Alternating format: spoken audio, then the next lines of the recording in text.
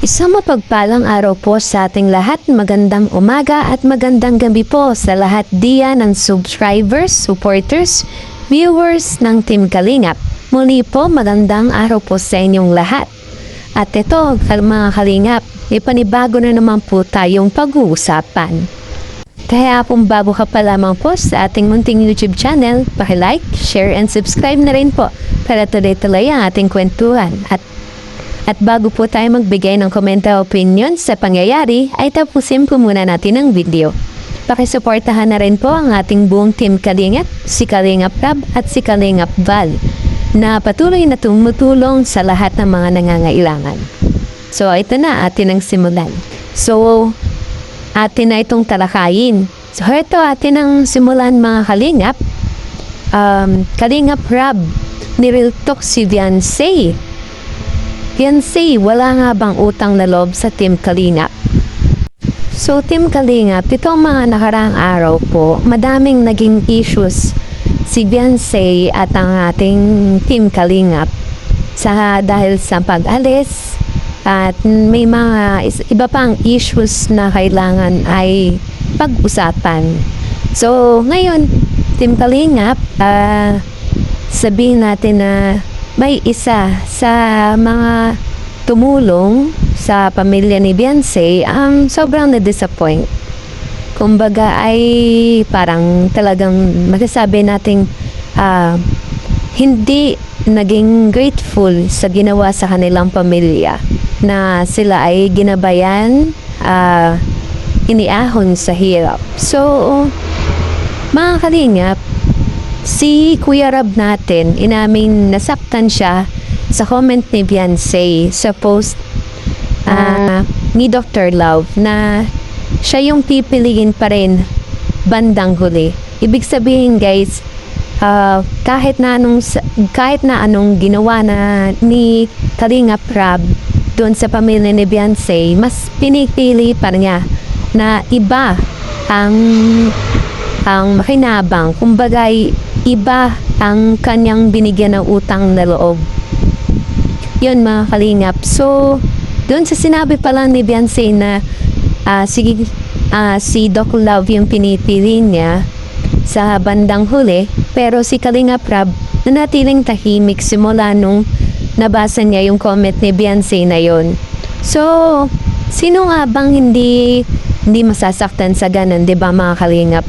Na ang taong tinulungan ninyong umangat sa buhay ay iba pa rin ang pinili. Wow, hugot yarn. Pero seryoso mga Kalingap, may point si Kalingap Rab sa kanyang sinabi na nabaliwala lahat ng kanyang mga pinaghirapan. Pero tulad ni Kalingap Edu, ayaw din niya na mabash din si Viancy. Mabash din si Viancy. Ito'y ginawa lang po niya dahil gusto niyang alam yung saloobin niya. Nasa sobra siyang nasaktan sa ginawang yun ni Viancy. Kung tutuusin lang mga Kalingap, sabi ni Kalingap Rab ay mas malaki pa na itulong ni Viancy kay Doc Love kaysa sa naitulong ni Doc Love kay Viancy. At dahil din daw kay Viancy ay nakapagpundar ito ng malaki, ng ari-arian, ng mga sasakyan, at kahit ano pa, dahil din kay Viancy. At dahil dito, lubos na sumama ang loob ni Kalingap Rab. At alam din natin mga Kalingap na dahil sa Team Kalingap, kay Kalingap Edu, kay Kalingap Rab, kay Kalingap Val, ay nakilala si Viancy hanggang sa dumami ang mga supporters at fans ng kanilang love team. Gayon din, sabi din ni Kalingap Rab ay sobrang baba daw ng views ni Viancy dati. So di ba mga Kalingap, siguro kung ganun ang ginawa sa inyo, sino bang hindi magagalit, di ba mga Kalingap? Binago mo ang buhay nila, niangat mo sa hirap, pinigyan ng magandang pabahay, tricycle, tindahan, lahat-lahat para gumanda yung buhay ng isang taong gusto nyong tulungan. Tapos ganyan yung gagawin nila, babaliwalain na lang at sila pa ang may lakas ng loob na magreklamo, 'di ba mga Kalingap? Sinabi din ni Kalinga Prab na noon ay sobrang hina ng views nitong si Beyonce sa pag-vlog at wala pa umanong sponsor. Kaya naisip nila na i-love team kay Kalingap Edu at dito na nga nagsimula na lumaki yung views. Dumami ang mga sumusubaybay sa love story at kinikilig sa kilig moments nila every episodes. At naging very successful ito, sabi ni Kalinga Prab. At nakikita din naman natin mga Kalingap na sobrang ganda na naging buhay ni Beyonce. Simula nan maikolab siya kay Kalingap Edu. So, kitang-kita naman 'di ba mga Kalingap?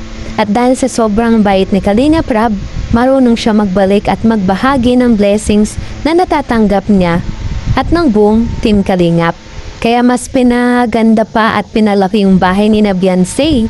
Pero sa kabila ng lahat ng ito, nagawa pa din niyang iwan ni Beyonce ang Team Kalingap at mas piliin yung ibang tao na walang masyadong naiambag sa kanila. So, kung kayo ang tatanungin mga Kalingap, tama po ba yung naging kilos at desisyon ni Beyonce at ng magulang nito?